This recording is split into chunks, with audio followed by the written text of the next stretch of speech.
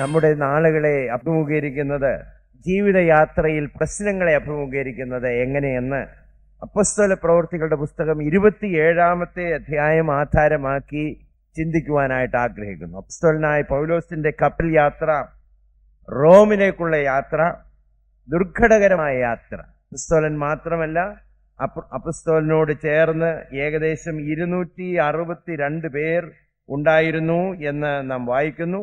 അത്രയും പേർ യാത്ര ചെയ്ത ഈ കപ്പൽ യാത്ര, പ്രശ്നങ്ങൾ നിറഞ്ഞ യാത്രയിൽ എങ്ങനെ പ്രശ്നങ്ങളെ തരണം ചെയ്തു? 2000 ആണ്ടിൽ സുഗമമാകണം എന്നാണ് നമ്മുടെ പ്രാർത്ഥന.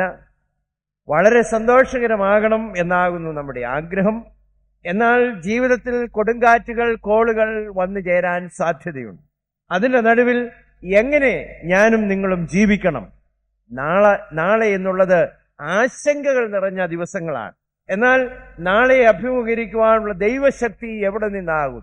കപ്പൽ ഇളകുമ്പോൾ, കൊടുങ്കാറ്റുണ്ടാകുമ്പോൾ, അതിന്റെ നടുവിൽ ശാന്തമായി നാളെ അഭിമുഖീകരിക്കുന്ന ഒരു ദൈവ പൈതലിന്റെ ജീവിതാനുഭവങ്ങളിൽ നിന്ന് ചില കാര്യങ്ങൾ ചിന്തിക്കുവാനായി ആഗ്രഹിക്കുന്നു. കപ്പലോട്ടത്തോട് തുലനം ചെയ്താണല്ലോ ജീവിതത്തെ തന്നെ നാം ചിത്രീകരിക്കാറുള്ളത്. അതിനാധാരമായി അപ്പോസ്തല പ്രവൃത്തികളുടെ പുസ്തകം 27-ാമത്തെ അധ്യായത്തിന്റെ 9 മുതൽ 26 വരെയുള്ള വാക്യങ്ങൾ വായിക്കുവാൻ പറയുകയാണ്. നീണ്ട ഭാഗമാണ്, വളരെ താമസിച്ചു എനിക്കറിയാം. എങ്കിലും ദൈവവചനം ഘോഷിക്കുമ്പോൾ അതിന്റെ പശ്ചാത്തലം മനസ്സിലാക്കി ആ ദീർഘമായിട്ടുള്ള ഭാഗം വേഗത്തിൽ വായിക്കുന്നതാണ്. ശ്രദ്ധയോടുകൂടെ ഇരിക്കണം എന്ന് പ്രത്യേകമായിട്ട് അപേക്ഷിക്കുന്നു. ഇതിന്റെ വീഴ്ചയ്ക്ക് ശേഷം കഷ്ടതയും പ്രയാസവും അവനെ അഭിമുഖീകരിക്കുന്നത് ഒരു സാധാരണ സംഭവമായി മാറി. മുള്ളും പറക്കാരയും വിയർപ്പും അധ്വാനവും ജീവിതത്തിന്റെ ഭാഗമായി മാറി. കഷ്ടതയില്ലാത്തൊരു ജീവിതം ഇല്ല. ഇന്ന് ശാന്തസമുദ്രമെങ്കിൽ അത് നാളെ കോപസമുദ്രമാകാൻ അധികം നേരം വേണ്ട. ഒരു ഫോൺ കോൾ, ഒരു എഴുത്ത്, ഒരു സന്ദേശം നമ്മുടെ ജീവിതത്തിന്റെ സമനില തെറ്റിക്കുവാൻ അധികമൊന്നും വേണ്ട. അപ്പോസ്തലനായ പൗലോസ് ഒരു അലക്സാന്ദ്രിയ കപ്പലിൽ ഒരു റോമൻ ശതാധിപന്റെ നേതൃത്വത്തിൽ യാത്രയാണ്. അവനോടുകൂടെ 275 പേര് കൂടെ ഉണ്ടായിരുന്നു.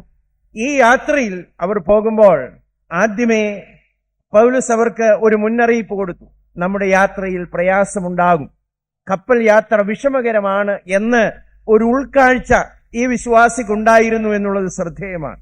എന്നാൽ ഒരു വിശ്വാസി പറയുന്നതിനേക്കാൾ, ദൈവദാസൻ പറയുന്നതിനേക്കാൾ കപ്പലുടമസ്ഥന്റെയും മാലുമിയുടെയും വാക്ക് ശതാധിപൻ കേട്ടു. അവർക്ക് കീഴ്പ്പെട്ടു, മുന്നോട്ട് പോയി. നല്ല ശാന്ത സമുദ്രം, അനുകൂലമായ കാറ്റ് മന്ദമായി ഊതി എന്നാണ് കാര്യം സാധിച്ചു എന്ന് തോന്നി എന്ന് 13-ാമത്തെ വാക്യത്തിലുണ്ട്. കാര്യം സാധിച്ചു എന്ന് തോന്നി. അങ്ങനെ ഇരിക്കുമ്പോൾ പെട്ടെന്ന്, ആ വാക്ക് ശ്രദ്ധിക്കണം, പെട്ടെന്ന് കൊടുങ്കാറ്റടിച്ചു. കുടുങ്ങി എന്ന് 2 പദം ഉപയോഗിച്ചിട്ടുണ്ട്.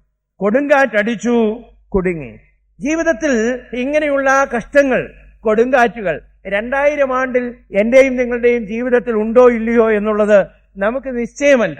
കാരണം ലോകത്തിൽ നമുക്ക് കഷ്ടങ്ങൾ ഉണ്ട്. ഈ ലോകത്തിൽ നാം ജീവിക്കുന്നിടത്തോളം കാലം, ഈ വീണുപോയ പാപത്തിന് കീഴ്പ്പെട്ട ഈ ലോകത്തിൽ ജീവിക്കുന്നിടത്തോളം കാലം കഷ്ടതകളുണ്ട്. അത് ദൈവവചനത്തിന് അനുസൃതമാണ്. ചരിത്രം പരിശോധിച്ചാൽ അത് ശരിയാണ്. അത് പ്രകൃതിയാ സംഭവിക്കുന്നതാണ്. നമ്മുടെ ജീവിതത്തിൽ കഷ്ടങ്ങൾ ഉണ്ടാകും. അതുകൊണ്ട് മന്ദമായ തെക്കൻ കാറ്റ് മാറി ഈശാനമൂലൻ അടിച്ചു, കൊടുങ്കാറ്റിൽ കുടുങ്ങി എന്ന് നാം വായിക്കുന്നു. എന്നാൽ ഇതിന്റെ നടുവിലാണ് ഒരു വിശ്വാസിയെയും അവിശ്വാസിയെയും തമ്മിൽ തിരിച്ചറിഞ്ഞ്, അതിന്റെ നടുവിൽ ദൈവത്തെ വിശ്വസിക്കുന്ന ഒരുവനുണ്ടായിരുന്നു. 275 പേർ അല്ലാത്തവരായിരുന്നു. ഈ കൊടുങ്കാറ്റ് വന്നപ്പോഴാണ് ദൈവത്തിൽ വിശ്വസിക്കുന്നവനെയും ഒരു ദൈവ പൈതലിനെയും അല്ലാത്തവരെയും തമ്മിൽ തിരിച്ചറിയുന്നത്.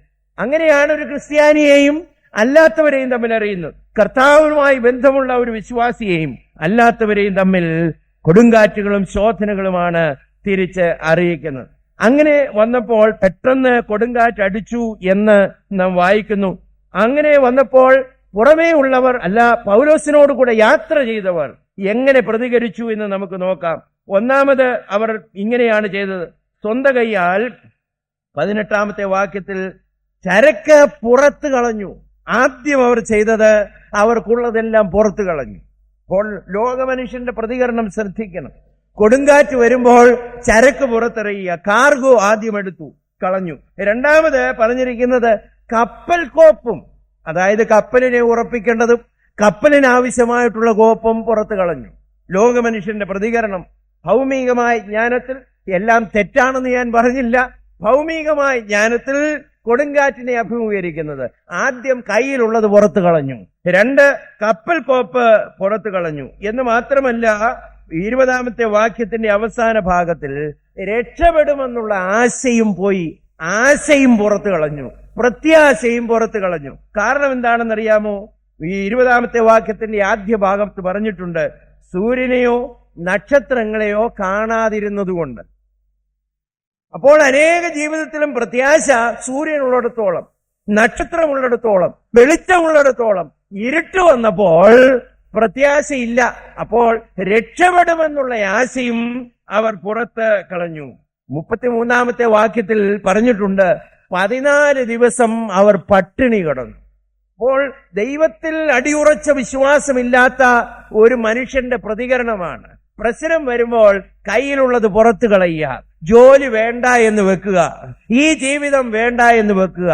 മുങ്ങിക്കളയുന്നവരും ജീവിത പടകിനെ മുക്കിക്കളയുന്നവരും ഇല്ലാതില്ല. ജീവിതത്തിൽ പ്രശ്നങ്ങൾ വരുമ്പോൾ, പ്രതികൂലം വരുമ്പോൾ അങ്ങനെ പ്രതികരിക്കുന്ന ഒരു കൂട്ടം. കപ്പൽ കോപ്പ് പുറത്തെറിഞ്ഞു കളയുക, പ്രത്യാശ നശിക്കുക.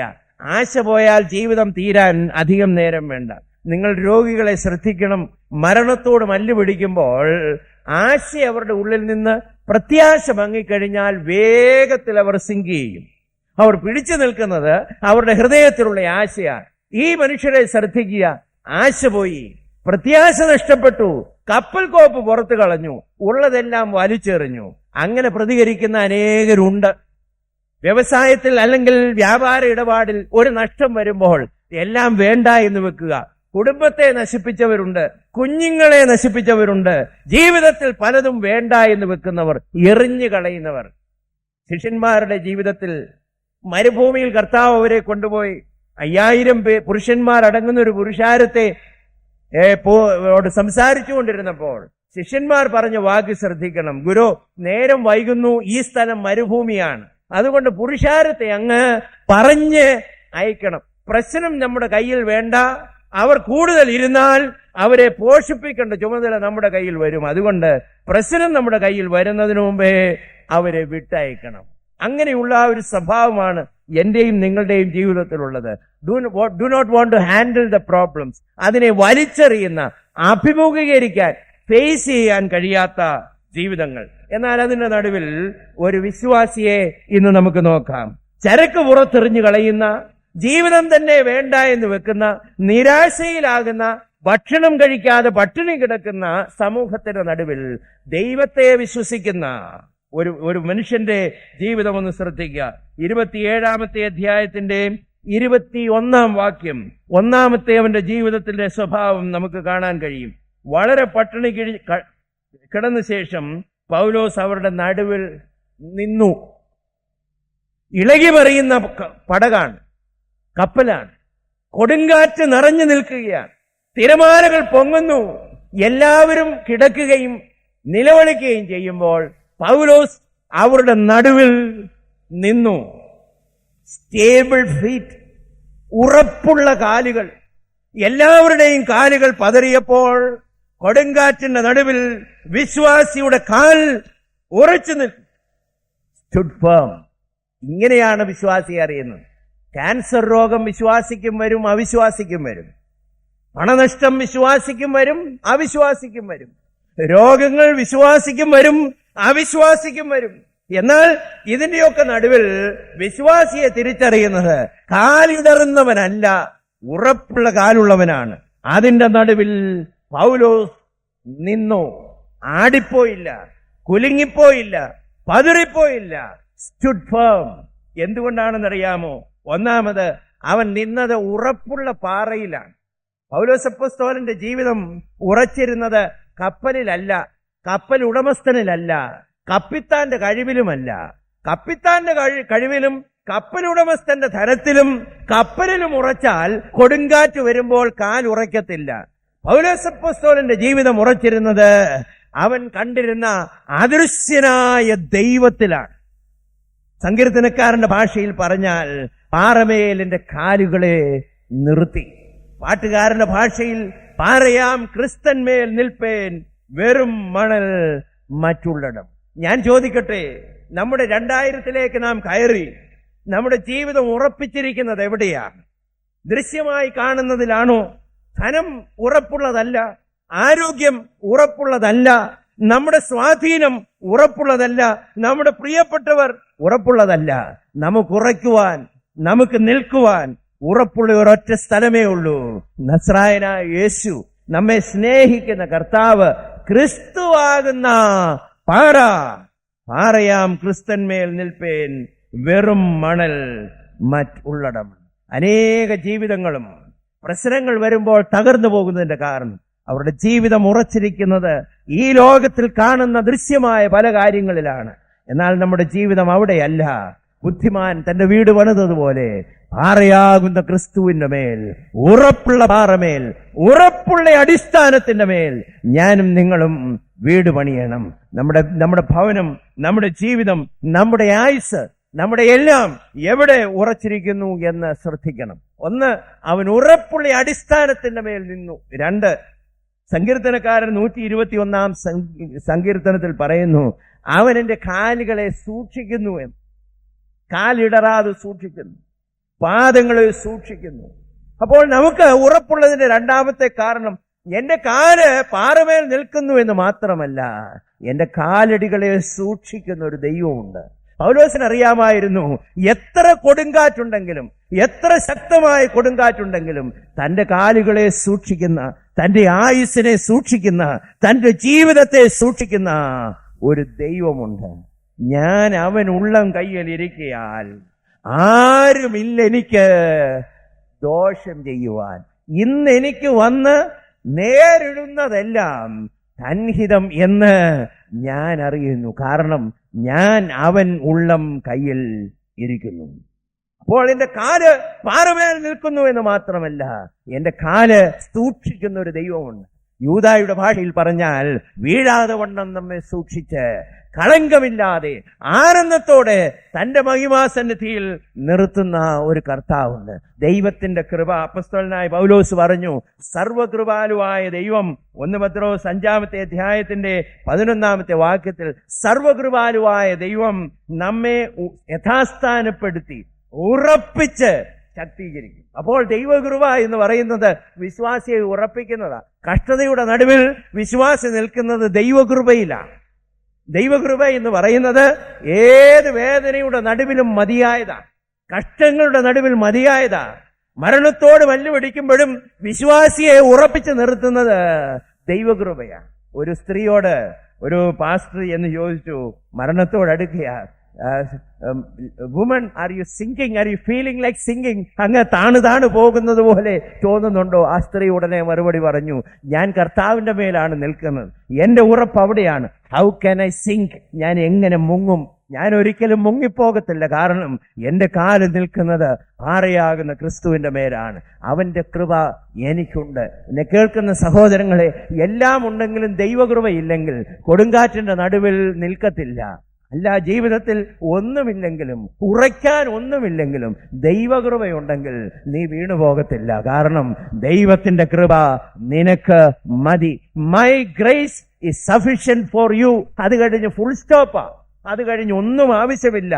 എന്റെ കൃപ നിനക്ക് മതി. ഏത് കൊടുങ്കാറ്റിന്റെ നടുവിലും, ഏത് കഷ്ടത്തിന്റെ നടുവിലും ദൈവകൃപ നമുക്ക് മതിയായതാണ്. ദൈവത്തിന്റെ ശക്തി നമ്മുടെ കഷ്ടതയിൽ നിർത്തുന്നതാ. 1 പത്രോസ് 1:4 പറഞ്ഞിട്ടുണ്ട്, അവന്റെ ശക്തിയാൽ കാക്കപ്പെടുന്ന നാം. വിശ്വാസിക്കൊരു ഉറപ്പുണ്ട്, കോളിളക്കങ്ങൾ എന്തു വന്നാലും അതിന്റെ നടുവിൽ വ്യാപരിക്കുന്ന ഒരു ദൈവ ശക്തി ഉണ്ട്. അപ്പോസ്തലന്റെ ഭാഷയിൽ ഞാൻ പറയാം, അത്യന്ത ശക്തി. അതുകൊണ്ടാണ് ഉപദ്രവം അനുഭവിക്കുന്നു എങ്കിലും നിരാശപ്പെടുന്നില്ല, ഇടുങ്ങിയിരിക്കുന്നു എങ്കിലും ജീവിതത്തിൽ. ഞാൻ ആ വാക്യം ഒന്ന് വായിക്കട്ടെ. കൊരിന്ത്യർക്ക് എഴുതിയ 2-ാം ലേഖനം 4-ാമത്തെ അധ്യായത്തിൽ അപ്പോസ്തലനായ പൗലോസ് പറയുകയാണ്, ഞങ്ങൾ സകല വിധത്തിലും കഷ്ടം സഹിക്കുന്നു എങ്കിലും ഇടുങ്ങിയിരിക്കുന്നില്ല. ശ്രദ്ധിച്ചു നോക്കി, ബുദ്ധിമുട്ടുന്നവർ എങ്കിലും നിരാശപ്പെടുന്നില്ല, ഉപദ്രവം സഹിക്കുന്നവർ എങ്കിലും ഉപേക്ഷിക്കപ്പെടുന്നില്ല. കഷ്ടം സഹിക്കുന്നവരെങ്കിലും ഇടുങ്ങിയിരിക്കുന്നില്ല. ഉപദ്രവം അനുഭവിക്കുന്നവരെങ്കിലും ഉപേക്ഷിക്കപ്പെടുന്നില്ല. വീണ് കിടക്കുന്നവരെങ്കിലും നശിച്ചു പോകുന്നില്ല. കാരണം എന്താണെന്നറിയാമോ? ഈ അത്യന്ത ശക്തി മൺപാത്രത്തിൽ പകർന്നു. അപ്പോൾ ഉറച്ച കാലുള്ളതിന്റെ കാരണം, അവന്റെ ജീവിതത്തിൽ ഉറപ്പുള്ളതിന്റെ കാരണം കർത്താവിന്റെ കൃപ, കർത്താവിന്റെ ശക്തി, കർത്താവിന്റെ പ്രാർത്ഥന. പത്രോസിനോട് പറഞ്ഞു, പത്രോസേ, സാത്താൻ നിന്നെ പാറ്റിക്കളയേണ്ടതിന് അനുവാദം ചോദിച്ചെന്നാൽ ഞാൻ നിനക്ക് വേണ്ടി പ്രാർത്ഥിച്ചു. ദ പ്രേയർ ഓഫ് ക്രൈസ്റ്റ് എന്നെ നിർത്തുന്നതാ. ഞാനും നിങ്ങളും നിന്നതല്ല. നിന്നെന്ന് തോന്നുന്നെങ്കിൽ ദൈവത്തോട് ഇന്ന് രാവിലെ ക്ഷമ ചോദിക്കണം. ഞാനും നിങ്ങളും നിന്നതല്ല, ഇതുവരെ വന്നതല്ല. ദൈവം നമ്മെ നടത്തിയതും ദൈവം നമ്മെ വരുത്തിയതും ദൈവം നമ്മെ പരിപാലിച്ചതുമാണ്. അവന്റെ പ്രാർത്ഥന, he prayed for you and me, എനിക്കും നിങ്ങൾക്കും വേണ്ടി താതൻ സന്നിധിയിൽ സദാ പക്ഷവാദം ചെയ്യുന്ന നല്ല കർത്താവ്. എന്ന് മാത്രമല്ല, നമ്മുടെ കാല് കല്ലിൽ തട്ടി പോകാതെ വണ്ണം ദൂതന്മാരോട് കൽപ്പിക്കുന്നവനായ കർത്താവ്. അതുകൊണ്ടാണ് ഒരു വിശ്വാസി ഉറച്ചു നിൽക്കുന്നത്. ആരും ഓടിക്കാതെ ദുഷ്ടൻ ഓടിപ്പോകുമ്പോൾ യഹോവയിൽ ആശ്രയിക്കുന്നവർ കുലുങ്ങാതെ എന്നേക്കും നിൽക്കുന്ന സിയോൻ പർവ്വതം പോലെ ജീവിതത്തിന്റെ കഷ്ടങ്ങളുടെ നടുവിലും പ്രയാസങ്ങളുടെ നടുവിലും ദൈവം നമ്മുടെ സങ്കേതമാകുന്നു. ദൈവം നമ്മുടെ ഉറപ്പുള്ള പാറയാകുന്നു. അവൻ നമ്മുടെ സ്ഥിരമായിട്ടുള്ള അടിസ്ഥാനമാകുന്നു. ഇളകാത്ത രാജ്യം, ഇളകാത്ത അടിസ്ഥാനം, ഇളകാത്ത സിംഹാസനം. Our life is founded and our foundation is God himself. ദൈവം തന്നെയാണ് നമ്മുടെ അടിസ്ഥാനം. ഞാൻ ഇന്ന് രാവിലെ ചോദിക്കട്ടെ, പ്രശ്നങ്ങൾ വരുമ്പോൾ ഉറപ്പ് എന്താണെന്നറിയാമോ? നമ്മുടെ ധനമല്ല. ധനത്തിലാണോ ആശ്രയം? ആരോഗ്യത്തിലാണോ ആശ്രയം? ജീവിത ചുറ്റുപാടുണ്ടെന്നുള്ളതാണോ ആശ്രയം? ഇതെല്ലാം നീങ്ങിപ്പോകാൻ നിമിഷങ്ങൾ മതി, നിമിഷങ്ങൾ മതി. എന്നാൽ ആയുസ്സിൽ നമുക്ക് ഉറപ്പുള്ളത് സർവശക്തനായ ദൈവമായിരിക്കണം. അത് ഉറപ്പുള്ള പാറയാണ്, നീങ്ങിപ്പോകാത്ത പാറയാണ്. ലോകം കുലുങ്ങി മാറിയാലും മാറിപ്പോകാത്ത അടിസ്ഥാനമാണ്. അതുകൊണ്ടാണ് കൊടുങ്കാറ്റുകളുടെ നടുവിൽ, പ്രശ്നങ്ങളുടെ നടുവിൽ, പ്രതികൂലങ്ങളുടെ നടുവിൽ പൗലോസ് അപ്പോസ്തലൻ സ്ഥിരമായിട്ട് നിന്നത്. അവന്റെ കാല് നിന്നത് കപ്പലിലല്ല, അവന്റെ കാലുറച്ചത് അവനെ വീണ്ടെടുത്ത, അവനെ സൃഷ്ടിച്ച, അവന്റെ ഉടയവനായ സർവശക്തനായ ദൈവത്തിലാകുന്നു. His foundation was God himself. നമ്മുടെ ജീവിതത്തിൽ ഉറപ്പ് എവിടെയാ? ഞാനും നിങ്ങളും എവിടെ നിൽക്കുന്നു എന്ന് ഇന്ന് ചോദന ചെയ്യുന്നത് നന്നായിരിക്കും. 2, അവന്റെ കാലുറച്ചു എന്ന് മാത്രമല്ല, he had a confident heart. ഹൃദയവും ഉറച്ചു. അനേകരുടെ ജീവിതത്തിലും തകർന്നു പോകുന്നതിന്റെ കാരണം ഹൃദയം ക്ഷീണിക്കുന്നത് കൊണ്ടാണ്. സങ്കീർത്തനക്കാരന്റെ ഭാഷ ഞാൻ പറയട്ടെ, നിന്റെ ഹൃദയം ഉറച്ചിരിക്കും. എൻ മനമേ ഉള്ളിൽ വിഷാദിച്ച്, എന്റെ ആത്മാവേ ഉള്ളിൽ വിഷാദിച്ച് ഞരങ്ങുന്നത് എന്ത്? ദൈവത്തിൽ പ്രത്യാശ വെക്കുക. ഹൃദയം ക്ഷീണിച്ചാൽ നിൽക്കാനൊക്കത്തില്ല. എന്തെല്ലാം ഉണ്ടെങ്കിലും ഹൃദയം ക്ഷീണിച്ചാൽ പ്രശ്നത്തെ തരണം ചെയ്യുവാൻ കഴിയുകയില്ല. അതിന്റെ നടുവിൽ നിൽക്കുവാൻ ഉറച്ച ഒരു ഹൃദയം, കോൺഫിഡന്റ് ഹാർട്ട്. കാരണം അവന്റെ ജീവിതത്തിൽ ഉറപ്പുള്ളൊരു ഹൃദയമുണ്ടായിരുന്നു. കൊടുങ്കാറ്റ് പുറത്തുണ്ട്, എന്നാൽ പൗലോസ് അപ്പോസ്തലന്റെ ഹൃദയത്തിൽ ഒരു കൊടുങ്കാറ്റുമില്ല. കാരണം ഹൃദയത്തിന്റെ ഉള്ളിൽ കൊടുങ്കാറ്റില്ലാതെ സൂക്ഷിക്കുന്ന ഒരു ദൈവമുണ്ട്. എനിക്കും നിങ്ങൾക്കും 2000 ആണ്ടിൽ ഇതാണ് ആവശ്യം. പുറത്തെ കൊടുങ്കാറ്റ് ശാന്തമാകും എന്ന് ഞാൻ ഉറപ്പ് പറയത്തില്ല. നാം ആഗ്രഹിക്കുന്നത് പോലെ രാഷ്ട്രീയമായിട്ടുള്ളത്, സാമ്പത്തികമായിട്ടുള്ളത് ഇതൊക്കെ മാറും എന്ന് ഉറപ്പില്ല. എന്നാൽ ഞാനൊരു ഉറപ്പ് പറയാം, പുറമേയുള്ള കൊടുങ്കാറ്റ് ശാന്തമായാലും ശാന്തമായില്ലെങ്കിലും ആന്തരിക കൊടുങ്കാറ്റുകളെ ശാന്തമാക്കുന്ന ഒരു ദൈവമുണ്ട്. അപ്പോസ്തലൻ പറയുന്നു, എന്റെ ഹൃദയം അവനിൽ ഉറച്ചിരിക്കുന്നു. എന്റെ ആത്മാവേ ഉള്ളിൽ വിഷാദിച്ച് ഞരങ്ങുന്നത് എന്ത്? ദൈവത്തിൽ പ്രത്യാശ വെക്കുക. എന്താ ഉറപ്പുള്ള ഹൃദയം ഉണ്ടാകാനുള്ള കാരണം? 1, അവനൊരു ബന്ധമുണ്ടെന്ന് ഉറപ്പുണ്ടായിരുന്നു. ദൈവത്തോട് ബന്ധമുണ്ടെന്ന് ഉറപ്പുണ്ടായിരുന്നു. അവിടെ അങ്ങനെയാണ് നാം വായിക്കുന്നത്. അപ്പോസ്തലൻ പറയുകയാണ്, എന്റെ ഉടയവനും, 23-ാം വാക്യം, എന്റെ ഉടയവനും ഞാൻ സേവിച്ചു വരുന്നവനുമായ എന്റെ ദൈവം. ഹൃദയം ഉറയ്ക്കണമെങ്കിൽ റിലേഷൻഷിപ്പ് വേണം, ബന്ധം വേണം. Confident because he had a relationship. അനേകർക്കും ദൈവത്തിൽ ഉറപ്പില്ലാത്തതിന് കാരണം ദൈവത്തോട് അടുപ്പമുണ്ട്, പക്ഷെ ബന്ധമില്ല. കൂടെ നടക്കുന്നുണ്ട്, പക്ഷെങ്കിൽ ബന്ധമില്ല. ആരാധിക്കുന്നു എങ്കിലും ബന്ധമില്ല. നമ്മുടെ ഹൃദയം ഉറയ്ക്കണമെന്നുണ്ടെങ്കിൽ അവനുമായി ബന്ധം വേണം. എന്റെ ഉടയവനും ഞാൻ സേവിക്കുന്നവനുമായ എന്റെ ദൈവം. ഗെത്സമന തോട്ടത്തിലേക്ക് പോകുമ്പോൾ കർത്താവിന്റെ കാലടികൾ നിങ്ങൾ ശ്രദ്ധിച്ചാൽ യാതൊരു ആശങ്കയും അവിടെയില്ല. കോൺഫിഡന്റ് ആയിട്ടാണ് സ്തോത്രം പാടിപ്പോയെന്നാ പറയുന്നത്. കാരണം എന്താണെന്നറിയാമോ? യോഹന്നാൻ 13 അത് പറഞ്ഞിട്ടുണ്ട്. കർത്താവിന്റെ അന്ത്യനിമിഷങ്ങളിൽ താൻ എവിടെ നിന്ന് വന്നു എന്നും തിരിച്ച് താൻ പിതാവിന്റെ അടുക്കലേക്ക് പോകുന്നു എന്നും അറിഞ്ഞിരിക്കെ, അപ്പോൾ ക്രൂശിലേക്ക് നടക്കുമ്പോൾ കാല് പതറാതെ നടക്കണമെങ്കിൽ തന്നെ ക്രൂശിക്കാൻ പോകുന്നു എന്ന് അറിഞ്ഞിരിക്കെ കഷ്ടത്തിന്റെ നടുവിലേക്ക് കാലിടറാതെ പോകണമെന്നുണ്ടെങ്കിൽ ആ ബന്ധത്തെക്കുറിച്ച് ഒരു ഉറപ്പുണ്ടായിരുന്നു. ഞാൻ സേവിക്കുന്ന എന്റെ ദൈവം, ഞാൻ എന്റെ പിതാവിന്റെ അടുക്കൽ നിന്ന് വന്നിരിക്കുന്നു, ഞാൻ പിതാവിന്റെ അടുക്കലേക്ക് പോകുന്നു. ഞാൻ ഇന്ന് രാവിലെ ചോദിക്കട്ടെ, do you know of that relationship? എന്റെ കർത്താവ് എന്റെ ഉടയവനും ഞാൻ അവനെ സേവിക്കുന്നു എന്നും ഹൃദയത്തിന്റെ അന്തർഭാഗത്ത് അറിയാമോ? അവൻ എന്റെ അപ്പനാകുന്നു, അവൻ എന്റെ പിതാവാകുന്നു, അവൻ എന്റെ നല്ല ഇടയനാകുന്നു, അവൻ എന്റെ നല്ല വൈദ്യനാകുന്നു. കർത്താവുമായി ഈ അടുത്ത ബന്ധമുണ്ടോ? അനേക വാക്യങ്ങൾ വേദപുസ്തകത്തിലുണ്ട്. ഇസ്രയേലിനെ കുറിച്ച് പറഞ്ഞിരിക്കുന്നത് ദൈവത്തിന്റെ നിക്ഷേപം എന്നാണ്, ദൈവത്തിന്റെ ഓഹരി എന്നാണ്, ദൈവത്തിന്റെ മക്കൾ എന്നാണ്. ആ പദവിയിലേക്കാണ് ദൈവം നമ്മെ വിളിച്ചിരിക്കുന്നത്. നാം അവന്റെ നിക്ഷേപമാണെന്ന് അതറിയാമെങ്കിൽ ജീവിതത്തിൽ ഒരു ഉറപ്പുണ്ട്, കർത്താവുമായുള്ളൊരു ബന്ധം. പ്ലെയിൻ യാത്രയെക്കുറിച്ച് കേൾക്കുന്ന സമയമാണല്ലോ ഈ കാലഘട്ടം. ഒരിക്കൽ പ്ലെയിൻ യാത്ര ചെയ്തു പോകുമ്പോൾ ഒരു കുട്ടി സീറ്റിലിരിക്കുകയാണ്. പെട്ടെന്ന് എയർ പോക്കറ്റ് വന്നു, ഒന്ന് ഉലഞ്ഞു. എയർ ഹോസ്റ്റർമാര് പെട്ടെന്ന് സീറ്റ് ബെൽറ്റ് ഇട്ട് മുറുക്കാനൊക്കെ കൽപ്പന കൊടുത്തു. അപ്പോൾ ഈ കുഞ്ഞ് ഉറങ്ങിക്കൊണ്ടിരിക്കുകയായിരുന്നു. ഒന്നുണർന്നു കഴിഞ്ഞപ്പോൾ ഈ എയർ ഹോസ്റ്റസ് വന്ന് സീറ്റ് ബെൽറ്റ് ഇട്ട് മുറുക്കുകയാണ്. അപ്പോൾ ചോദിച്ചു, is my daddy still in control? എന്റെ അപ്പച്ചൻ തന്നെയാണോ ഇപ്പോഴും നിയന്ത്രിക്കുന്നത്? അതേ മോളെ എന്ന് പറഞ്ഞു കഴിഞ്ഞപ്പോൾ ആ കുഞ്ഞ് വീണ്ടും ഉറങ്ങി. ഇനി എയർ പോക്കറ്റ് ഉണ്ടോ എന്ന് ചോദിച്ചില്ല, ഇനിയും എത്ര നേരം ഈ വിമാനം ഉലയുമെന്നും ചോദിച്ചില്ല. അവളുടെ ഹൃദയത്തിൽ ഒരൊറ്റ ചോദ്യമേ ഉള്ളൂ, എന്റെ അപ്പച്ചന്റെ കയ്യിലാണോ ഈ വിമാനത്തിന്റെ ചുക്കാൻ ഇരിക്കുന്നത്, കൺട്രോൾ ഇരിക്കുന്നത്? That is all what she wanted to know. കാരണം അവൾക്കൊരു ബന്ധമുണ്ടായിരുന്നു, ഓടിക്കുന്നവനുമായി നിയന്ത്രിക്കുന്നവനുമായി ഒരു ബന്ധം. 2000 ആണ്ടിൽ എന്തും വരട്ടെ, ഏത് കാറ്റും കോളും എന്തും വന്നുകൊള്ളട്ടെ, എന്റെ ഉടയവൻ, ഞാൻ സേവിക്കുന്നവനായ എന്റെ ദൈവം. അപ്പസ്തോലൻ പറയും, ഞാൻ അവന്റെ ദാസനാണ്, ഞാൻ അവന്റെ അപ്പസ്തോലനാണ്, ഞാൻ അവനാൽ അയക്കപ്പെട്ടവനാണ്. നല്ല ഉറപ്പുള്ളൊരു ജീവിതം. ഞാൻ പറയും, പലതും എനിക്കറിഞ്ഞുകൂടാ. സയൻസിന്റെ ചില കാര്യങ്ങൾ ചോദിച്ചാൽ പല കാര്യങ്ങളും എനിക്കറിഞ്ഞുകൂടാ. ഞാൻ ഈ സാമ്പത്തിക വ്യവസ്ഥിതിയെ കുറിച്ച് ചോദിച്ചാൽ എനിക്ക് പലതും അറിഞ്ഞുകൂടാ. എന്നാൽ ഇന്ന് രാവിലെ ഉറപ്പോടുകൂടെ ഞാൻ ഒരു കാര്യം പറയാം, ഞാൻ അവന്റെ മകനാണ്, ഞാൻ അവനെ ശുശ്രൂഷിക്കുന്നവനാണ്, അവൻ എന്റെ ഉടയവനാണ്, ഞാൻ അവന്റെ ദാസനാണ്, ഞാൻ അവനെ സേവിക്കുന്നു എന്നുള്ളത് എന്റെ ഹൃദയത്തിന്റെ ഉള്ളിലെ ഉറപ്പാണ്. വേറെ എല്ലാം മറന്നുപോയാലും വേറെ ഒന്നും അറിയത്തില്ലെങ്കിലും അവനെ ഞാൻ അറിയുന്നു. I know him. ഞാൻ അവനെ അറിയുന്നു. ഇന്ന് രാവിലെ ഞാൻ ചോദിക്കട്ടെ, നാളെ കൊടുങ്കാറ്റ് വരുമോ ഇല്ലയോ? എനിക്ക് ഗ്യാരണ്ടി ഇല്ല. ക്രിസ്തീയ ജീവിതത്തിനകത്ത് കൊടുങ്കാറ്റിൽ നിന്നുള്ള ഇൻഷുറൻസ് ഒന്നുമില്ല. കർത്താവിനെ അറിയുന്നത് കൊണ്ട് പ്രശ്നമില്ലാതാകും എന്ന് ഞാൻ ഉറപ്പ് പറയത്തില്ല. എന്നാൽ ഒരു കാര്യമുണ്ട്, കൊടുങ്കാറ്റ് വന്നാലും ഇല്ലെങ്കിലും നമുക്ക് അവനുമായ ഒരു ബന്ധം വേണം. കൊടുങ്കാറ്റിന്റെ നടുവിൽ എന്റെ ഉടയവനും ഞാൻ സേവിക്കുന്നവനുമായ എന്റെ ദൈവം, ഞാൻ അവനെ വിശ്വസിക്കുന്നു.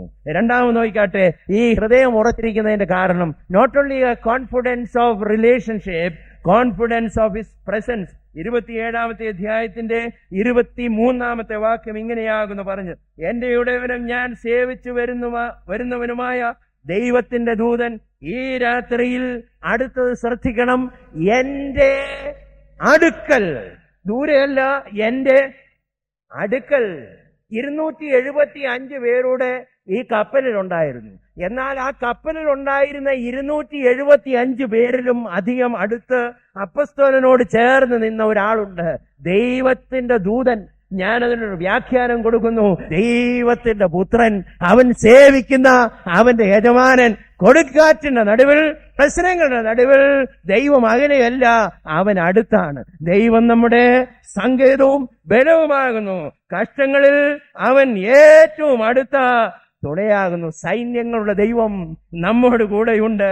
യാക്കോബിന്റെ ദൈവം നമ്മുടെ ദുർഗമാകുന്നു. കഷ്ടങ്ങളിൽ അകലിയിരിക്കുന്നവനല്ല, ഓടി മാറുന്നവനല്ല, കഷ്ടങ്ങളുടെ നടുവിൽ ഓടി അടുത്ത് വരുന്നവൻ. ലോകത്തിൽ എല്ലാവരും ഇന്ന് അടുത്തിരിക്കുന്ന ആളെ പോകും. ഏറ്റവും അടുത്തുള്ളവരാ മാതാപിതാക്കള്. എന്നാൽ കാലപ്പഴക്കത്തിൽ മാതാപിതാക്കളും പോകും. സ്നേഹിക്കുന്നവർ മാറിപ്പോകും. ഇന്ന് കൂടെ നിൽക്കുന്നവര്, ഇന്ന് കീജയെ വിളിക്കുന്നവര് നാളെ പോകും. ഇന്നത്തെ സ്നേഹിതൻ നാളത്തെ ശത്രുവായി മാറി എന്ന് വന്നേക്കാം. ഇന്ന് സഹായിക്കുന്നവൻ നാളെ നമുക്കെതിരെ കൈ ഉയർത്തി എന്ന് വന്നേക്കാം. എന്നാൽ മാറിപ്പോകാത്തൊരു ദൈവമുണ്ട്. അവൻ നിന്നെ ഒരു നാളും കൈവിടുകയില്ല, ഒരു നാളും ഉപേക്ഷിക്കുകയുമില്ല. ഞാനോ ലോകാവസാനത്തോളം എല്ലാ നാളും നിന്നോട് കൂടെയുണ്ട്. കൊടുങ്കാറ്റുണ്ട്. 14 ദിവസമായി എല്ലാവരും ഭക്ഷിക്കാതെ ഇതിന്റെ നടുവിൽ അലയുകയാണ്. എന്നാൽ ഇന്നലെ രാത്രി ഞാൻ സേവിക്കുന്നവൻ തന്റെ ദൂതനെ എന്റെ അടുക്കൽ അയച്ചു. സ്നേഹിതരെ, എത്ര ചൂടായാലും ദൈവം മാറത്തില്ല. 7 ഇരട്ടി ചൂട് വന്നാൽ ഒരുപക്ഷെ സ്നേഹിതൻ അടുക്കാൻ ഒക്കത്തില്ല. ആ സമയത്തും അടുത്തു വരുന്നൊരു ദൈവമുണ്ട്. പ്രായബാലന്മാരോട് ചോദിക്കണം, 7 ഇരട്ടി ചൂടിന്റെ അടുത്ത് തങ്ങളുടെ സ്നേഹിതൻ ദാനിയേലിന് വരാൻ കഴിയത്തില്ല. എന്നാൽ 7 ഇരട്ടി ചൂടുള്ള തീയുടെ നടുവിൽ കൂടെ ഇരുന്ന ഒരു ദൈവത്തിന്റെ പുത്രനുണ്ട്. സിംഹത്തിന്റെ കുഴികൾ കൂട്ടുകിടക്കാൻ അധികം പേരെ കിട്ടത്തില്ല. എന്നാൽ സിംഹത്തിന്റെ കൂട്ടിലും കൂടെ വരുന്ന ഒരു നല്ല കർത്താവുണ്ട്. ഏകാന്തതയുടെ പത്മോസിൽ എല്ലാവരും മാറി നിൽക്കുമ്പോൾ ഏകാന്തതയുടെ പത്മോസിൽ കൂടെ ഇരിക്കുന്ന ഒരു നല്ല കർത്താവുണ്ട്. രോഗക്കിടക്കയിൽ ഏകരാകുമ്പോൾ കൂടെ ആശ്വസിപ്പിക്കുവാൻ ആരുമില്ലാതെ വരുമ്പോൾ നിന്റെ അടുക്കെ വരുന്ന, മാറാതിരിക്കുന്ന, അടുത്തിരിക്കുന്ന, ആശ്വസിപ്പിക്കുന്ന ഒരു ദൈവം നമുക്കുണ്ട്. അപ്പോസ്തലൻ പറഞ്ഞു, ഐ നോ ഹിം, എനിക്ക് അവനെ അറിയാമെന്ന് മാത്രമല്ല, അവനുമായി ഒരു ബന്ധമുണ്ടെന്ന് മാത്രമല്ല, അവനെന്റെ അടുത്ത് ഉണ്ട്. അതുകൊണ്ടാണ് സങ്കീർത്തനക്കാരൻ പറഞ്ഞത്, ഞാൻ കൂരിരുൾ താഴ്വരയിൽ കൂടെ നടന്നാലും ഞാൻ ഒരു അനർത്ഥവും ഭവിക്കയില്ല, കാരണം നീ എന്നോട് കൂടെ ഇരിക്കുന്നുവല്ലോ. ഞാൻ ചോദിക്കട്ടെ സഹോദരങ്ങളെ, ഡു യു നോ ദാറ്റ്? നിങ്ങൾക്കതറിയാമോ? ഇന്ന് ഇവിടെ ഇരിക്കുമ്പോൾ നിന്റെ കർത്താവ് നിന്നോട് കൂടെ ഉണ്ടെന്നുള്ള ഉറപ്പുണ്ടോ? ലോകത്തിൽ പ്രിയപ്പെട്ടവരൊക്കെ മാറിപ്പോകും, സ്നേഹിതർ കൈവിടും, മാതാപിതാക്കളും മറന്നുപോകും. ദൈവത്തിന്റെ ദാസൻ പാടിയത് വളരെ ശരിയാണ്. കൂട്ടുകാർ പിരിഞ്ഞിടും, സ്നേഹിതർ കൈവിടും, മാതാപിതാക്കളും മറന്നുപോകും. എന്നാൽ മാറ്റമില്ലാത്തവനായ ഒരു ദൈവം നമുക്കുണ്ട്, ഒരിക്കലും മാറിപ്പോകാത്തവൻ. ഏത് പ്രായത്തിലും ജീവിതത്തിന്റെ ഏതവസ്ഥയിലും മക്കൾ മറന്നുപോയാലും മറക്കാത്ത ഒരു ദൈവമുണ്ടെന്ന് ഓർത്തോളണം. കൂടെ ഇരിക്കുന്ന ഒരു കർത്താവുണ്ട്. ജോർജ് മത്തേസൺ എഴുതിയ ഒരു പാട്ടാണ്, O love that will not let me go. English ഭാഷയിൽ അതിമനോഹരമായൊരു പാട്ട്. എന്നെ പിരിഞ്ഞു പോകാത്ത ദൈവസ്നേഹമേ, എന്നെ പിരിഞ്ഞു പോകാത്ത ദൈവസ്നേഹമേ. ജോർജ് മത്തേസൺ ഈ പാട്ട് എഴുതാൻ ഒരു കാരണമുണ്ട്. താൻ ഒരു പെൺകുട്ടിയുമായി സ്നേഹമായിരുന്നു, വളരെ അടുത്ത ബന്ധമായിരുന്നു. അവർ തമ്മിൽ വിവാഹം കഴിക്കാൻ നിശ്ചയിച്ചതുമാണ്. എന്നാൽ പെട്ടെന്ന് അദ്ദേഹത്തിന് അന്ധത പിടിക്കുവാൻ തുടങ്ങി. നാളുകൾ കഴിയുന്തോറും കാഴ്ച ശരിയായി വരികയല്ല, കാഴ്ച മങ്ങി തുടങ്ങി. ഒരു ദിവസം തന്നെ വിസിറ്റ് ചെയ്യുവാൻ താൻ വിവാഹം കഴിക്കുവാൻ നിശ്ചയിച്ചിരുന്ന പെൺകുട്ടി തന്റെ ഭവനത്തിൽ വന്നപ്പോൾ ആരാണ് കടന്നു വന്നതെന്ന് പോലും മനസ്സിലായില്ല, കാരണം കാഴ്ച അത്രമാത്രം മങ്ങി. അപ്പോൾ ആ പെൺകുട്ടിയോട് പറഞ്ഞു, എന്റെ കാഴ്ച മങ്ങുകയാണ്, എനിക്ക് കാണുവാൻ കഴിയുന്നില്ല, അതുകൊണ്ട് നിന്റെ ജീവിതത്തെക്കുറിച്ച് നീ തീരുമാനമെടുത്തുകൊള്ളണം. ആ പെൺകുട്ടി ഒരല്പനേരം ചിന്തിച്ചതിന് ശേഷം ഇപ്രകാരം പറഞ്ഞു, ഞാൻ നിന്നെ സ്നേഹിക്കുന്നു ജോർജ് മത്തേസൺ, ഞാൻ നിന്നെ സ്നേഹിക്കുന്നു. എങ്കിലും ഒരു അന്ധനായ മനുഷ്യന്റെ പത്നിയായി ഭാര്യയായിരിക്കാൻ ഞാൻ ആഗ്രഹിക്കുന്നില്ല. ഞാൻ നിന്നെ സ്നേഹിക്കുന്നു, എങ്കിലും ഒരു അന്ധനായ മനുഷ്യന്റെ ഭാര്യയായിരിക്കാൻ ഞാൻ ആഗ്രഹിക്കുന്നില്ല. തന്റെ മുറി വിട്ട് ആ സ്നേഹിച്ച സ്ത്രീ ഇറങ്ങിപ്പോയപ്പോൾ തന്റെ ഹൃദയത്തിന്റെ അടിത്തട്ടിൽ പൊങ്ങി വന്ന പാട്ടാണ്, എന്നെ പിരിഞ്ഞു പോകാത്ത ദൈവത്തിന്റെ സ്നേഹമേ. ഇന്ന് കാണുന്നവർ, ഇന്ന് കൂടെ നിൽക്കുന്നവർ മാറിപ്പോകുമ്പോൾ കൂട്ടുകാർ പിരിഞ്ഞിടും, സ്നേഹിതർ കൈവിടും, മാതാപിതാക്കളും മറന്നുപോകും. അപ്പോസ്തലൻ പറഞ്ഞു, കൊടുങ്കാറ്റുണ്ട്, പ്രയാസങ്ങളുണ്ട്, കപ്പൽ ഇളകുന്നു, എല്ലാം പ്രതികൂലമാണ്. എന്നാൽ എൻ്റെ ഉടയവനും ഞാൻ സേവിച്ചു വരുന്നവനുമായ എൻ്റെ ദൈവം ഇന്നലെ രാത്രി തൻ്റെ ദൂതനെ എൻ്റെ അടുക്കൽ, മാറിപ്പോകാത്ത കർത്താവ്. എനിക്കൊരു പ്രത്യേക അനുഭവം. ബഹുമാനപ്പെട്ട അച്ഛനെ പോലെ ഞാനും ഒരു ബൈപ്പാസ് സർജറി കഴിഞ്ഞതാണ്. സർജറിക്ക് വേണ്ടി ആദ്യമായി അന്ന് രാവിലെ കഴിഞ്ഞ ഡിസംബർ മാസം 9-ാം തീയതി എന്നെ സർജിക്കൽ റൂമിലേക്ക് കൊണ്ടുപോകുമ്പോൾ അതിനു മുമ്പായി എൻ്റെ ഭാര്യയും എൻ്റെ ഫാദറിൻലോയും ഇൻറ്റൻസീവ് കെയർ യൂണിറ്റിൻ്റെ പുറത്ത് വന്നു. അപ്പോൾ എനിക്ക് അവിടെ കിടന്നുകൊണ്ട് കാണാം രണ്ടുപേരെയും. അപ്പോൾ ഭാര്യ എന്നെ കൈ കാണിച്ചു, പ്രാർത്ഥിക്കുന്നുണ്ടെന്ന് പറഞ്ഞു. എൻ്റെ ഫാദറിൻലോ അല്പം കൂടെ എന്നെ ധൈര്യപ്പെടുത്താൻ രണ്ട് കൈയും ഇങ്ങനെ ചുരുട്ടി കാണിച്ചു. ധൈര്യത്തോടെ ഇരുന്നോളാനാണ് എന്നോട് പറഞ്ഞത്. പക്ഷേ രണ്ടുപേരും അവിടം വരെ ഉള്ളൂ. എൻ്റെ സ്ട്രെച്ചർ ഉരുട്ടുമ്പോൾ, എന്നെ കൊണ്ടുപോകുന്ന ഇത് ഉരുട്ടുമ്പോൾ അവർക്ക് അവിടം വരെ നിന്നുകൊണ്ട് കൈ കാണിക്കാനൊക്കത്തേ ഉള്ളൂ. എന്നാൽ അന്ന് രാവിലെ പ്രഭാതത്തിൽ കർത്താവ് എന്നോട് പറഞ്ഞത്, നമുക്കൊരുമിച്ച് ഉള്ളിലേക്ക് കടന്നു പോകാം. പ്രിയപ്പെട്ടവർക്ക് വരാൻ കഴിയാത്ത സാഹചര്യത്തിൽ കൂടെ ഇരിക്കുന്ന ഒരു നല്ല ദൈവമുണ്ട്. അവൻ്റെ ഹൃദയം ഉറച്ചിരുന്നതിൻ്റെ കാരണം എന്താണെന്നറിയാമോ? Confident heart, not only because of a relationship but confident of the relationship, confidence of his presence, കർത്താവിൻ്റെ സാന്നിധ്യത്തിൻ്റെ ബോധം. 3, തൻ്റെ ഹൃദയം ഉറച്ചിരിക്കുന്നതിൻ്റെ കാരണം 27-ാമത്തെ അധ്യായത്തിൻ്റെ 24-ാമത്തെ വാക്യം. പൗലോസേ, നീ ഭയപ്പെടരുത്. ഭയമില്ല, കാരണം നീ കൈസറുടെ മുമ്പിൽ നിൽക്കേണ്ടതാകും. നിന്നെ കൊണ്ടൊരു ഉദ്ദേശമുണ്ട്. അതൊന്നറിയാമെങ്കിൽ ഇളകത്തില്ല. കൈസറുടെ മുമ്പിൽ നിൽക്കേണ്ടവൻ ആ കടലിൽ മുങ്ങത്തില്ല. അപ്പോൾ ദൈവത്തിന് അവനെക്കുറിച്ചൊരു ഉദ്ദേശമുണ്ടെന്ന് അവൻ അറിഞ്ഞപ്പോൾ, I have A purpose for you എന്ന് ദൈവം പറഞ്ഞു കഴിഞ്ഞപ്പോൾ അവൻ്റെ ഹൃദയം ഉറച്ചു. അപ്പോൾ അവനെക്കുറിച്ചുള്ള ഉദ്ദേശം അവന് മനസ്സിലായി.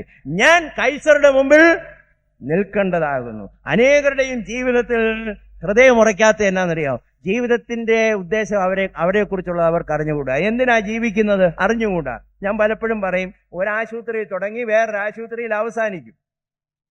ഇന്നത്തെ കാലമാണ്. പണ്ട് ആശുപത്രി തുടങ്ങത്തില്ലായിരുന്നു, പലരും ആശുപത്രിയിൽ അവസാനിക്കത്തുമില്ലായിരുന്നു. ഇപ്പോൾ വളരെ സൊഫിസ്റ്റിക്കേറ്റഡ് ആയി. അതുകൊണ്ട് ഒരു നല്ല ശതമാനം ആളുകളും ആശുപത്രിയിൽ തുടങ്ങുന്ന ആശുപത്രിയിൽ അവസാനിക്കും. ഇതിനിടെ വലിയ കുഴച്ചിലൊന്നും വരാതെ ജീവിക്കണം, അത്രേ ഉള്ളൂ ജീവിതത്തിൽ ഉദ്ദേശം. എന്നാൽ ഒരു വിശ്വാസിക്ക് അതല്ല. പൗരസപ്പസ്തലിന് അറിയാമായിരുന്നു, ഞാൻ ഇസ്രായേൽ മക്കൾക്കും രാജാക്കന്മാർക്കും ജാതികളുടെയും മുമ്പിൽ തന്റെ നാമം വഹിപ്പാൻ തിരഞ്ഞെടുത്തിരിക്കുന്ന പാത്രമാകും. തന്റെ ജീവിതത്തെക്കുറിച്ച് എൻ്റെ ദൈവത്തിനൊരു ഉദ്ദേശമുണ്ട്. എൻ്റെ ജീവിതത്തെക്കുറിച്ച് ദൈവത്തിനൊരു ഉദ്ദേശമുണ്ട്. അത് തീരുന്നത് വരെ എത്ര കൊടുങ്കാറ്റ് വന്നാലും ഞാൻ മുങ്ങത്തില്ല. ഇനിയും കപ്പലങ്ങ് ഇളകിപ്പോയാലും ഞാൻ മുങ്ങുകയില്ല. കാരണം എൻ്റെ ജീവിതത്തെക്കുറിച്ച് എൻ്റെ ദൈവത്തിന് ഒരു ഉദ്ദേശം. പണ്ട് 10 പടി കയറാനൊക്കത്തില്ലായിരുന്നു എനിക്ക്. 10 പടി വലിയ പ്രയാസമായിരുന്നു, ശ്വാസമുട്ടില്ലായിരുന്നു. ഈ ഡിസംബർ മാസം 11 ആന്ധ്രയിൽ ഒരു സ്ഥലത്ത് പ്രസംഗിക്കാൻ പോയി. 230 സ്റ്റെപ്പ് കയറി ഒറ്റയടിക്ക്. എനിക്ക് ശകല ഉള്ളിലൊരു ഈഗോയും ഉണ്ടായിരുന്നു, വാശിയും ഉണ്ടായിരുന്നു. എൻ്റെ കൂടെ നടന്നവരെക്കാൾ ഞാൻ മുമ്പിൽ കയറി. ഞാൻ ദൈവത്തിന് സ്തോത്രം ചെയ്തു. കർത്താവ് ആരോഗ്യം തന്നതിനായ സ്തോത്രം. ഇതൊക്കെ ശരിയാണെങ്കിൽ ഇത് തുറന്ന് ബൈപ്പാസ് ചെയ്ത് നല്ല ധമനികളൊക്കെ പിടിപ്പിച്ചിട്ടുണ്ടെങ്കിൽ ഇതൊരു ദിവസം തീരും. എനിക്കതറിയാം. എത്ര നന്നാക്കിയാലും ഇതൊരു ദിവസം. എന്നാൽ വേറൊരു ഉറപ്പുണ്ട്, കർത്താവ് എന്നെക്കുറിച്ച് ആഗ്രഹിച്ചത് ഈ ഭൂമിയുടെ പരപ്പിൽ തീർക്കുന്നത് വരെ എൻ്റെ ആയുസ്സിനെ ദൈവം എടുക്കത്തില്ല. എൻ്റെ ജീവിതത്തെക്കുറിച്ച് എൻ്റെ യജമാനന് ഒരു ഉദ്ദേശം. എൻ്റെ അമ്മയുടെ ഗർഭത്തിൽ ഉരുവായപ്പോൾ എന്നെ വിളിച്ച് അവൻ്റെ പൈതലാക്കി, അവൻ്റെ ശുശ്രൂഷകനായി എന്നെ വിളിച്ച് വേർതിരിച്ചപ്പോൾ എൻ്റെ ജീവിതത്തെക്കുറിച്ച് എൻ്റെ യജമാനന് ഒരു ഉദ്ദേശമുണ്ട്. Do you know that brothers and sisters? എന്നെ കേൾക്കുന്ന സഹോദരങ്ങളെ, ജീവിതത്തിൽ അങ്ങനെ ഒരു ഉറപ്പുണ്ടോ? അതോ ഉദ്ദേശമില്ലാതെ, ജീവിതത്തിൽ ഒരു ഉദ്ദേശമില്ലാതെ, പേർപ്പസ് ഇല്ലാതെ നാം ഓടുകയാണോ? അനേകരുടെ ജീവിതവും ഇന്ന് കഴിഞ്ഞു, സന്ധ്യയായി, ഉഷസ്സുമായി. ഇനിയും എത്രാമത്തെ ദിവസമെന്ന് എനിക്കറിഞ്ഞുകൂടാ. 2000, 3000, 6000, 7000 ദിവസങ്ങൾ നമ്മുടെ ജീവിതത്തിൽ വന്നു. പക്ഷെങ്കിൽ നമ്മുടെ ജീവിതത്തിന് എന്താകുന്നു ഉദ്ദേശം? അപ്പോസ്തലൻ പറഞ്ഞു, എൻ്റെ ജീവിതത്തെക്കുറിച്ചൊരു ഉദ്ദേശമുണ്ട്. ഞാൻ കൈസറുടെ മുമ്പിൽ നിൽക്കേണ്ടതാണ്. അതുകൊണ്ട് ഞാൻ ഈ കടലിൽ വീണ് നശിച്ചു പോകത്തില്ല. യോസേപ്പിന് അതായിരുന്നു ഉറപ്പം. യോസേപ്പിനറിയാം, അവൻ സിംഹാസനത്തിൽ ഇരിക്കേണ്ടവനാ. സിംഹാസനത്തിൽ ഇരിക്കേണ്ടവൻ പൊട്ടക്കിണറ്റ് തീരത്തില്ല. സിംഹാസനത്തിൽ ഇരിക്കേണ്ടവൻ തടങ്കലിൽ തീരത്തില്ല. പൊത്തിപ്പേറിന്റെ ഭാര്യ ശ്രമിച്ചാലും സിംഹാസനത്തിൽ ഇരിക്കാനായി തെരഞ്ഞെടുത്ത വിശ്വാസിയെ തകർക്കുവാൻ ആർക്കും കഴിയുകയില്ല. അത് ഹൃദയത്തിൽ ഉറപ്പുണ്ടെങ്കിൽ ക്ഷയിക്കനാകത്തില്ല, കുലുങ്ങത്തില്ല. യഹോവയിൽ ആശ്രയിക്കുന്നവർ കുലുങ്ങാതെ എന്നേക്കും നിൽക്കുന്ന സിയോൻ പർവ്വതം പോലെ. Confident of relationship, confident of a purpose, confident of his presence. 4ാമതായി കോൺഫിഡന്റ് ഓഫ് ഹിസ് പ്രോമിസ്. വേറൊരു ഉറപ്പോടുണ്ടായിരുന്നു, ദൈവത്തിന്റെ വാഗ്ദത്തത്തിന്റെ ഉറപ്പ്. 27-ാമത്തെ അധ്യായത്തിന്റെ 25-ാമത്തെ വാക്യം. അതുകൊണ്ട് പുരുഷന്മാരെ ധൈര്യത്തോടിരിപ്പീൻ, എന്നോട് അരുളി ചെയ്തതുപോലെ തന്നെ സംഭവിക്കും. എന്തോ ഒരു ഉറപ്പാ! എന്നോട് അരുളി ചെയ്തതുപോലെ തന്നെ സംഭവിക്കും. എന്റെ കർത്താവ് പറഞ്ഞെങ്കിൽ അത് നിവർത്തിക്കും. രാജാക്കന്മാരുടെ പുസ്തകത്തിൽ ഇങ്ങനെ ഒരു വാക്യമുണ്ട്. 1 രാജാക്കന്മാർ 8:15 ശലോമോൻ പറയുന്ന വാക്യമാണ്. അതിൽ വേദപുസ്തകത്തിൽ അടിവരയിട്ട് സൂക്ഷിച്ചോണം. തിരുവായാൽ അരുളി ചെയ്തത് തൃക്കൈ കൊണ്ട് നിവർത്തിക്കുമെന്ന് ഞാൻ ആവർത്തിച്ച് പറയാൻ ആഗ്രഹിക്കുന്നു. തിരുവായാൽ അരുളി ചെയ്തത്, ദൈവം തന്റെ തിരുവായാൽ അരുളി ചെയ്തത് തൃക്കൈ കൊണ്ട് നിവർത്തിക്കും. അപ്പോൾ പൗലോസ് പറയുകയാണ്, തിരുവായി കൊണ്ട് അരുളി ചെയ്തു, നീ കൈസറിന് മുമ്പിൽ നിൽക്കേണ്ടതാണ്. ഞാൻ വിശ്വസിക്കുന്നു അവൻ അരുളി ചെയ്തതുപോലെ തന്നെ നിവർത്തിക്കും. വള്ളിക്കോ പുള്ളിക്കോ മാറ്റമില്ല. കഷ്ടങ്ങൾ വരും, എന്നാൽ നിർത്തുന്നത് എന്താണെന്ന് ഞാൻ പറയാം. മാറ്റമില്ലാത്ത ദൈവത്തിന്റെ വചനം ഇത് ഉള്ളിൽ കയറണം. ഇത് ഹൃദയത്തിന്റെ ഉള്ളിലേക്ക് കയറണം. ഈ വചനം, ഇതിനകത്തെ വാഗ്ദത്തങ്ങൾ നമ്മൾ പാടാറുണ്ട്. എത്ര വാഗ്ദത്തങ്ങൾ തന്നിട്ടുണ്ട് താൻ, അതിലൊരു വള്ളി ഇല്ലാതാകുമോ? അതിന്റെ കൂട്ടത്തിൽ പാടും, പോകയില്ലോർ പുള്ളി സാത്താനെ നീ പോ. ഇതെല്ലാം നമ്മൾ ചെയ്യും. പക്ഷേ ഇതിന്റെ ഉള്ളിലേക്ക്, നമ്മുടെ ഹൃദയത്തിന്റെ ഉള്ളിലേക്ക് ഈ ദൈവവചനം കയറിയിട്ടുണ്ട്. അപ്പോസ്തലനായ പൗലോസിന് അറിയാമായിരുന്നു. ഈ ന്യൂ ദ റിലേഷൻഷിപ്പ്, ദൈവവുമായുള്ള ബന്ധം. അവൻ എൻ്റെ അപ്പനാണ്, അവൻ എൻ്റെ പിതാവാണ്, അവൻ എൻ്റെ യജമാനനാണ്, അവൻ എൻ്റെ കർത്താവാണ്, അവൻ എൻ്റെ രാജാവാണ്, ഞാൻ അവൻ്റെ നിക്ഷേപമാണ്, ഞാൻ അവൻ്റെ ദാസനാണ്. ആ ബന്ധമുണ്ടായിരുന്നു. അവൻ എന്നോട് കൂടെയുണ്ട്. ആ കൂടെ ഇരിക്കുന്ന അനുഭവം ഉണ്ടായിരുന്നു. കർത്താവിന് എൻ്റെ ജീവിതത്തെക്കുറിച്ച് ഒരു ഉദ്ദേശമുണ്ട്. അവൻ എന്നെക്കുറിച്ചൊരു പ്ലാൻ ഉണ്ട്. ആ പ്ലാൻ തീർക്കുന്നത് വരെ അവൻ്റെ കൈകളിൽ നിന്ന് എന്നെ താഴ്ത്തി വെക്കത്തില്ല. അത് ഉറപ്പുണ്ടായിരുന്നു. എന്ന് മാത്രമല്ല, വാഗ്ദത്തങ്ങൾ ഉറപ്പുണ്ടായിരുന്നു.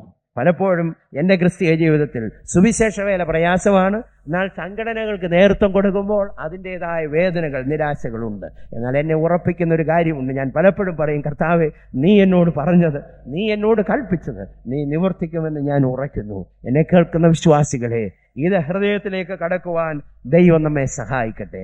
2 പ്രധാന കാര്യം ഞാൻ പറഞ്ഞു. 1, ഉറപ്പുള്ള കാല്. 2, ഉറപ്പുള്ള ഹൃദയം. 3, ആദരത്തിൽ സാക്ഷ്യം. നോയിക്കാട്ടെ, 27-ാമത്തെ അധ്യായത്തിന്റെ 35-ാമത്തെ വാക്യം. നല്ല സാക്ഷിയോഗം, നല്ല പാട്ടൊക്കെ പാടി ടീം മെമ്പേഴ്സൊക്കെ റെഡിയാക്കി പാട്ടൊക്കെ കൊട്ടിക്കഴിഞ്ഞ് വേദപുസ്തകം വായിച്ചേച്ച് സാക്ഷിക്കുകയും പ്രസംഗിക്കുകയും ചെയ്തതല്ല. കൊടുങ്കാറ്റുകളുടെ നടുവിൽ, മറ്റുള്ളവരുടെ കാലിടറുന്നതിന്റെ നടുവിൽ 27-ാമത്തെ അധ്യായത്തിൽ 35-ാമത്തെ വാക്യത്തിൽ ഇങ്ങനെ പറയും. ഇങ്ങനെ പറഞ്ഞിട്ട് അപ്പമെടുത്ത് എല്ലാവരും കാണുക, ദൈവത്തെ വാഴ്ത്തി നുറുക്കി.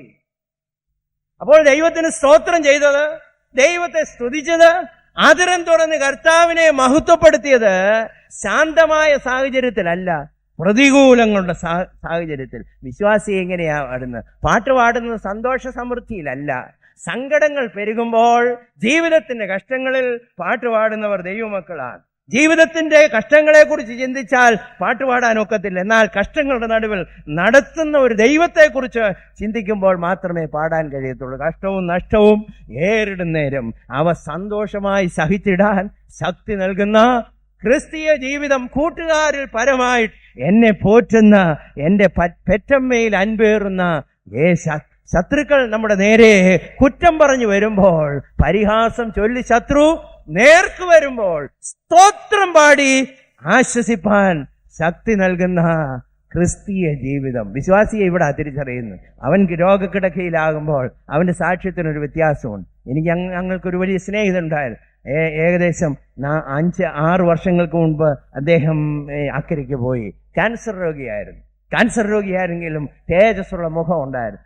ആരവിടെ ചെന്നാലും, തൻ്റെ രോഗക്കിടക്കയിൽ ചെന്നാൽ അവരോട് സാക്ഷിക്കും, കർത്താവിനെ കുറിച്ച് പറയും. അത് ഡോക്ടർമാരോടും പറയും, നേഴ്സസിനോടും പറയും, തന്നെ സന്ദർശിക്കാൻ വരുന്നവരോടും യേശു നല്ലവനാണെന്ന് പറയും.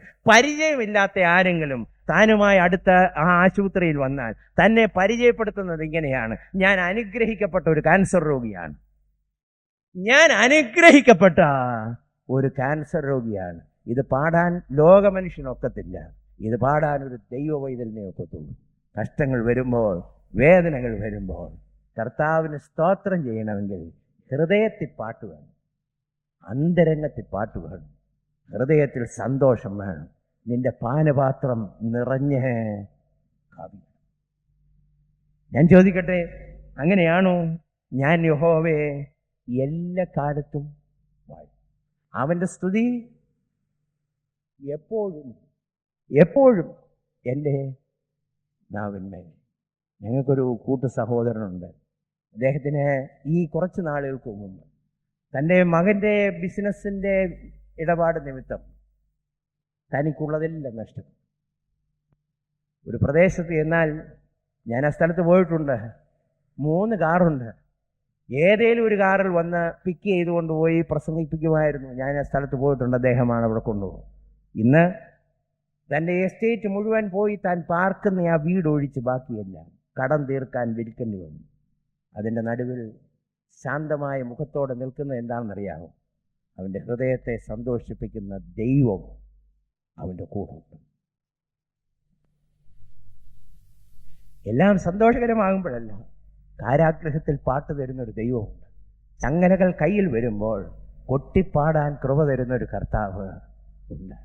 ജീവിതത്തിൻ്റെ ഇരുട്ടറകളിൽ പാട്ടുപാടിക്കുന്ന ഒരു കർത്താവ്.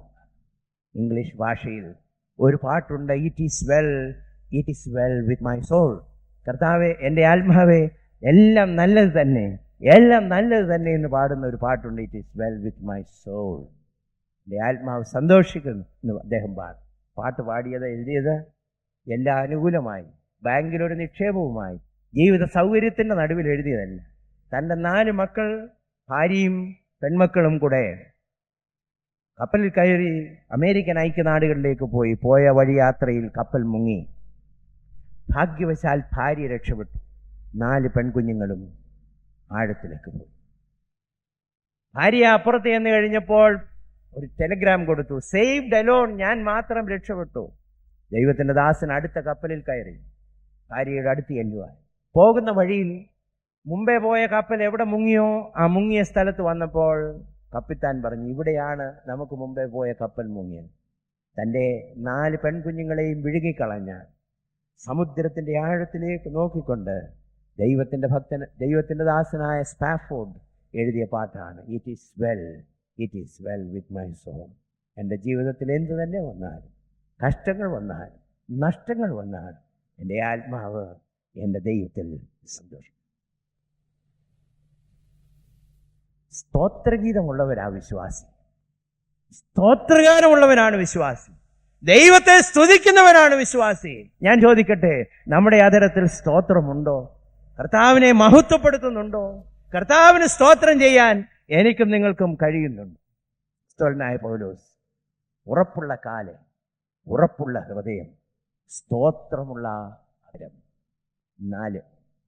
സ്തോത്രനായ പൗലോസ് സാഹചര്യങ്ങളുടെ അടിമയല്ല, സാഹചര്യങ്ങളുടെ മേൽ നിയന്ത്രിക്കുന്നവൻ. കൊടുങ്കാറ്റിൻ്റെ കീഴെയല്ല പൗലോസ്, കൊടുങ്കാറ്റിൻ്റെ മുകളിൽ.